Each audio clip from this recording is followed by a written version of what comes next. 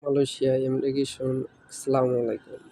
Miman alamin dia banyak orang dia bawa, tapi dia tipu juga,